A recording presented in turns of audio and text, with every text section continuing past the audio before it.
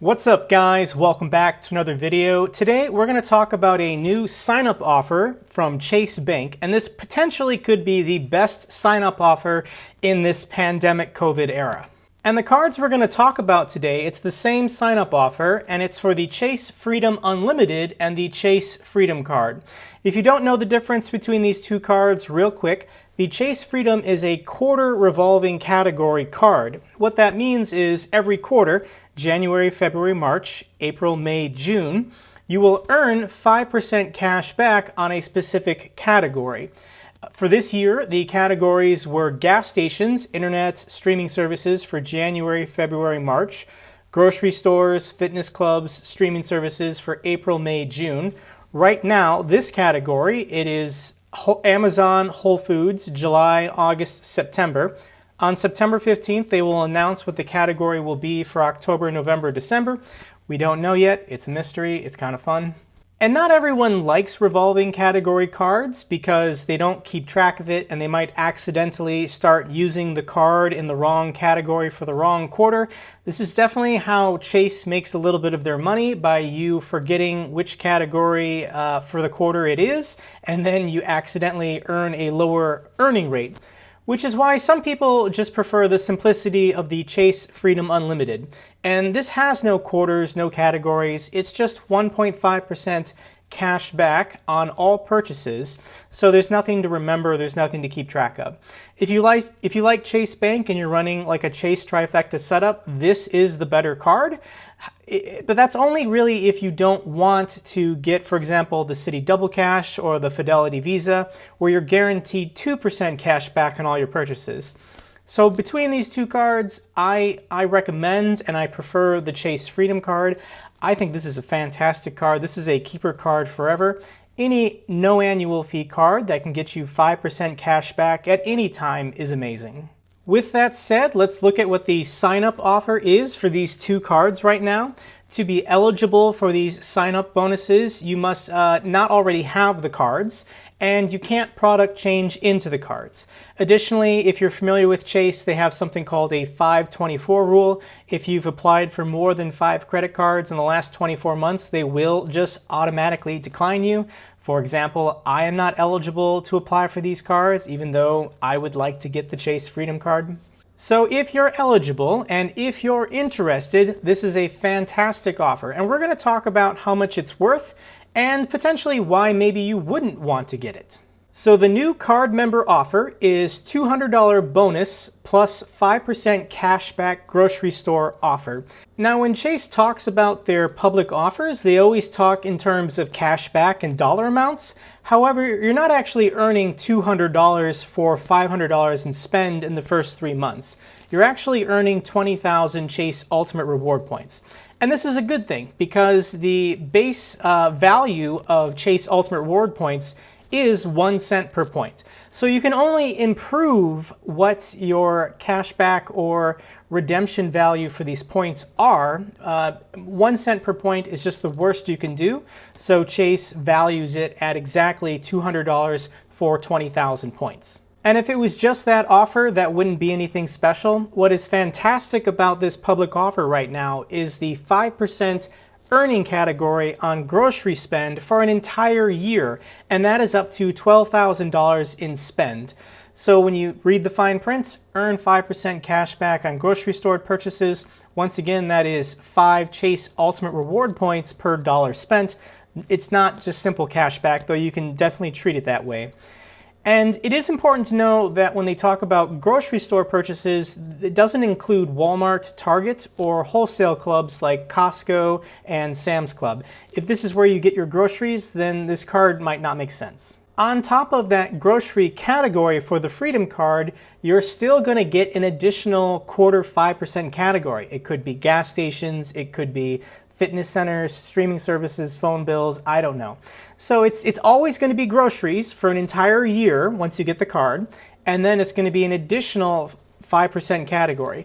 For, once again, a no annual fee card, that is fantastic. And if that public offer alone wasn't good enough, they've added an additional feature, and this is 0% APR for 15 months from account opening on purchases. Now, normally I would never recommend carrying over a balance on your credit card. However, in the era of COVID and the pandemic, these are uncertain times, and there's a lot of people who have been laid off or lost their jobs. Everybody's got to eat. You got to put food on the table for you and your family. So if getting a 0% APR card and having that 15-month window to economically recover for your family, if that's something you got to do right now, then this is actually a fantastic offer from Chase Bank. Chase's biggest credit card competitor, in my opinion, is American Express, and right now American Express needs to respond to this. Their two cards, the Blue Cash Preferred card and the American Express Gold card, are their signature grocery cards. However, they have annual fees. For the AmEx Gold card, you earn 4x AmEx points on supermarket purchases, but there's a $250 annual fee, somewhat offset by these credits. And for the Blue Cash Preferred, it earns 6% cash back at supermarkets, but up to only $6,000 in spend, and it has a $95 annual fee. I've already done the chicken scratch math on the back of an envelope. The Chase offerings are better than either of these cards. It doesn't matter how you value the points in each ecosystem differently. Now, definitely you could value Amex points differently than Chase points, but we're just going to assume all things constant. If you value the points of one system at 1.25 versus the other at 1.25, it doesn't matter. We're going to go back to talking about the Freedom Card, and remember, you are earning Chase Ultimate Reward points. If you value Chase's transfer partners, World of Hyatt, British Airways, Southwest, IHG, then you can transfer out those points and potentially get more than 1 cent per point. But let's just go ahead and assume that you're just valuing it at 1 cent per point, you want the cash back. If you spend $12,000 in a year at a 5x earning rate, that is 60,000 Chase Ultimate Reward points. Add that to the sign-up bonus for 300 and spend, or 500 and spend in 3 months, an additional 20,000 points, total 80,000 points. That's an $800 value. For a no annual fee card, that being the sign-up offer, that is amazing. Now, when you think about that spend of $12,000 in 1 year, that comes out to be $1,000 a month on your grocery spending. For a family of 4, this is definitely possible. If you live alone, then you're probably not spending $1,000 a month on groceries. So it doesn't really matter what the cap is. If you want to get creative with your grocery spend in order to hit that $1,000 every month, you can do it.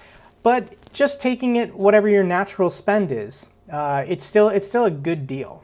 Additionally, if you also hold the Chase Business Preferred, Chase Sapphire Preferred, or Chase Sapphire Reserve, with Portal Redemption, you can get a slight boost with your points. Those 80,000 points can be worth $1,000 if you hold this additional card, and it can be worth $1,200 if you own the Reserve. And once again, this is for Portal Redemption for hotel and airfare in Chase's travel portal.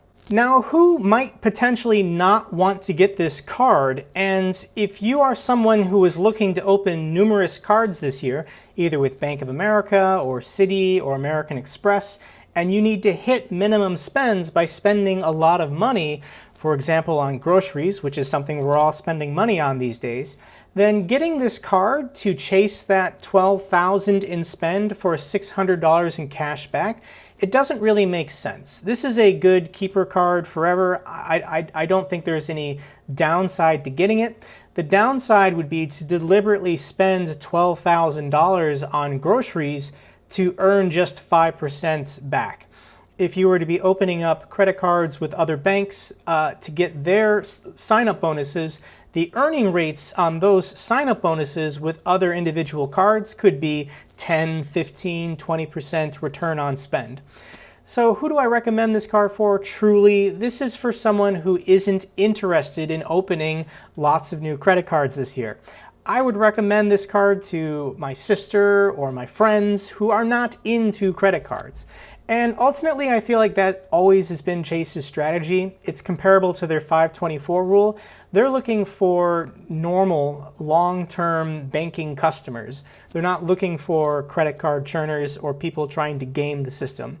This truly is just a generous, fantastic, public offer for new Chase banking customers.